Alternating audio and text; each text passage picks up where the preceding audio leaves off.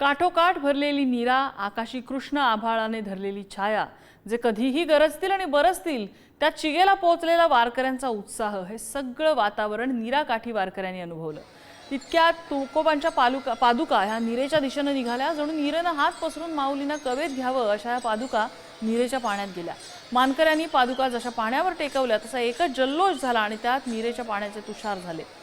वारकऱ्यांच्या ते हाती आले आणि तेच तुकोबारायांच्या पादुकांवर अमृतासारखे बरसले। उडणारा प्रत्येक तुषार हा तुकोबांच्या पावली पडण्याचा प्रयत्न करत होता। आभाळानं सुद्धा हा सोहळा डोळे भरून पाहिला आणि वारकऱ्यांनी आपल्या आयुष्यातला हा अनमोल क्षण कायमचा मनावर कोरला। आढावा घेतलाय सुजित काळंगे यांनी। जगद्गुरू संत तुकाराम महाराजांच्या पालखीतील पादुकांचं नीरास्नान या ठिकाणी संपन्न झालेलं आहे।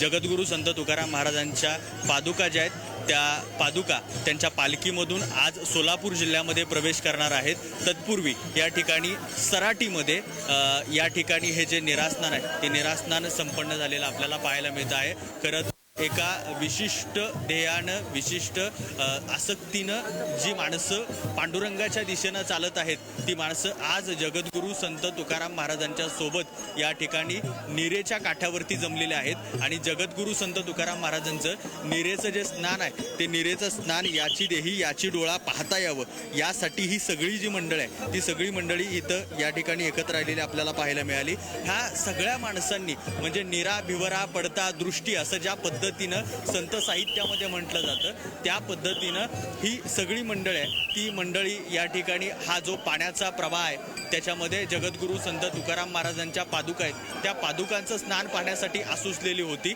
आणि म्हणून या ठिकाणी एकत्र आली। याच सराटी या गावामध्ये ही जी नदी आहे ती पूर्वीच्या काळामध्ये पूल नव्हता, त्या काळामध्ये कोळी बांधव आपल्या खांद्यावरून ह्या पादुका व्हायच्या, होडीमधून हे पादुका वाहत होते आणि मग त्या पादुका पुढे जात असायच्या। परंतु आता नदीला पाणी आहे या अशा सगळ्या परिस्थितीमध्ये हे नीरास्नान या ठिकाणी संपन्न झालेलं आपल्याला पाहायला मिळतंय।